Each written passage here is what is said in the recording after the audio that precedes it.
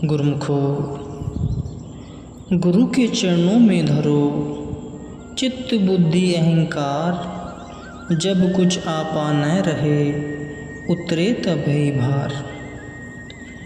जो अपना सर्वस्व सद्गुरु के चरणों में निछावर कर देते हैं, सद्गुरु उनके लोक परलोक के जिम्मेवार बन जाते हैं।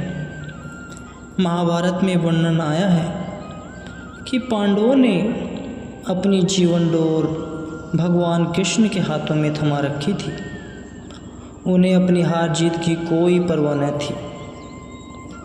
उनका भगवान श्री कृष्ण जी पर अटूट विश्वास था। भगवान ने भी अपना व्रत निभाकर उनकी पल पल शत्रुओं से रक्षा की। पांडवों के हित के लिए उन्होंने समय समय पर अपनी सांकेतिक भाषा में शत्रु पक्ष के बड़े बड़े वीरों को मारने की युक्ति स्वयं बताई। बलशाली जरासंध भीम द्वारा अनेक बार 2 टुकड़ों में काट दिया जाने पर भी परास्त न हो पा रहा था। केवल अंतर्यामी भगवान ही उसकी मृत्यु का उपाय जानते थे। उन्होंने भीम को तिनका चीरकर दिखाया, उसे अलग अलग दिशा में फेंक दिया। प्रभु का संकेत पाकर भीम ने ऐसा ही करा। जरासंध के 2 टुकड़े करके अलग अलग दिशा में फेंक दिए और इस प्रकार उसे मौत के घाट उतारकर उससे मुक्ति पाई।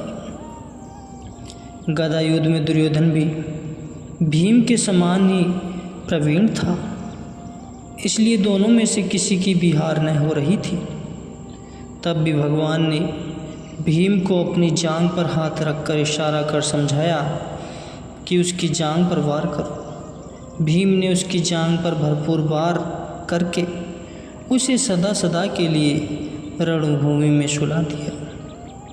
इस प्रकार असत्य का साथ देने वाले महाबली कर्ण, गुरु द्रोणाचार्य, भीष्म पितामह और जयद्रथ को मारने की युक्ति भी भगवान ने ही बताई और उन्होंने शत्रुओं के सभी वीरों को वीरगति दे पांडवों को विजय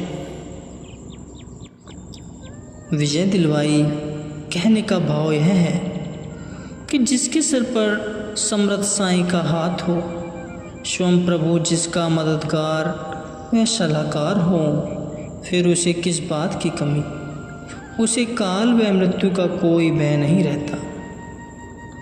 जीव को दुनियावी बल और झूठे आसरों को छोड़कर सद्गुरु की टेक पर दृढ़ विश्वास रखना चाहिए, क्योंकि जहाँ कोई भी नहीं पहुँच सकता, वहाँ सद्गुरु प्रकट होकर सेवक की मदद करते हैं, वह उसकी पूरी संभाल करते हैं।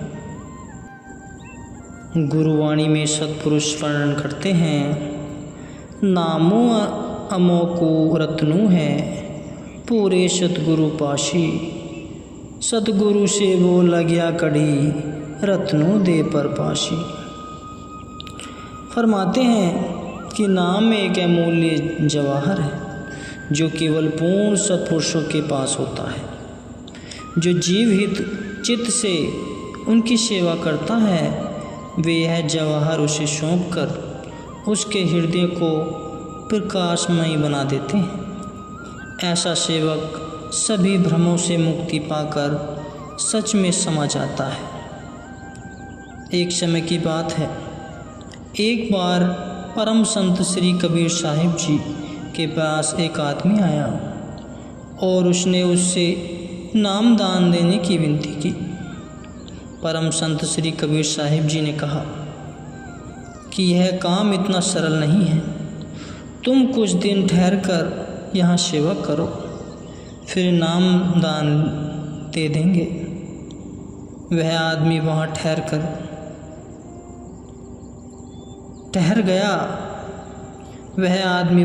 गया।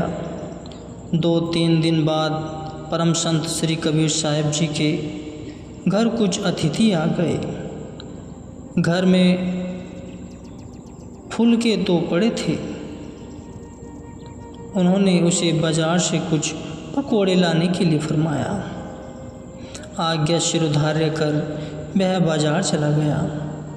जैसे ही वह हलवाई की दुकान पर पहुंचा तो क्या देखता है कि हलवाई बेसन गूंथते हुए भी राम बोल रहा है और पकोड़े तलते हुए भी राम राम बोल रहा है। उसने उसे देखकर मन में यह अनुमान लगाया कि अवश्य ही यह भी कोई संत ही है। उसने उससे अर्ज की कि मुझे अपना शिष्य स्वीकार कर नामदान देने की कृपा करें। हलवाई तुरंत ही उसे उपदेश देने के लिए तैयार हो गया। हलवाई बोला कि आटा गूंथते हुए भी राम कहो और पकोड़े तलते हुए भी, बस यही उपदेश है, इसकी कमाई करते रहो। और हाँ, जब तक मैं घर से लौट कर न आऊँ तब तक तुम यहाँ बैठकर पकोड़े तलते रहना। काफ़ी समय व्यतीत हो जाने पर भी वह आदमी पकोड़े लेकर वापस नहीं आया। तो परम संत श्री कबीर साहिब जी स्वयं उसकी तलाश में बाजार पहुंच गए। क्या देखते हैं कि वह दुकान पर बैठा पकोड़े तल रहा है। उन्होंने कहा कि तुम्हें पकोड़े लाने के लिए भेजा था या तलने के लिए। वह बोला कि हलवाई से मुझे नाम उपदेश मिल गया है, इसलिए मैं यहीं बैठ गया हूँ। परम संत श्री कबीर साहिब जी समझ गए कि यह ब्रह्मवश ऐसे राम राम कहने को ही उपदेश समझ बैठा है। वे सोचने लगे कि तो संसारी रूह, परंतु इसे युक्ति से ही समझाना पड़ेगा।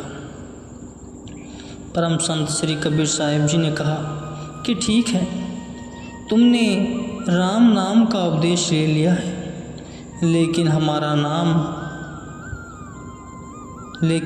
राम नाम लेकर तुम इस खौलते तेल में हाथ डालोगे तो भी तुम्हारा हाथ नहीं जलेगा। जो नाम तुम्हें पहले मिला है उसे कहकर तेल में डालोगे तो जल जाएगा। बेशक तुम ऐसा करके देख लो, और जिसने तुम्हें नाम दिया है भले ही उसका हाथ डलवा कर देख लो। वह भागा भागा उस हलवाई के घर गया। जाकर कहने लगा कि आप गर्म तेल में अपना हाथ डालो, यदि आपका हाथ नहीं जलता तो आपका नाम सच्चा है, वरन नहीं।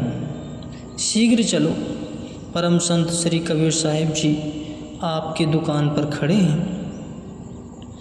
वह हलवाई परम संत श्री कबीर साहिब जी की महिमा को जानता था। उसे मालूम था कि वे अलौकिक शक्तियों के मालिक हैं और सब भ्रमों को मिटाकर सच्ची नाम व भक्ति की दात देने में समर्थ हैं। वे अवश्य ही इस खौलते तेल की कढ़ाई में हाथ डाल सकते हैं। इतिहास में वे वर्णन आया है कि देव ऋषि नारद जी द्वारा दिए गए नाम को जपने से प्रहलाद अग्नि की प्रचंड ज्वालाओं से सुरक्षित रहा। श्री गुरु नानक जी ने सच्चे नाम की शक्ति से कौंधे राक्षस की उबलते तेल की कढ़ाई ठंडी कर दी थी। नाम के ही प्रताप से जलती हुई लंका में केवल एक विभीषण के घर को आँच नहीं आई। वह हलवाई आकर परम संत श्री कबीर साहिब जी के चरणों में झुक गया और उस आदमी को भी उनकी महिमा से अवगत करवाया। स्वयं भी उसने नाम की दीक्षा ली।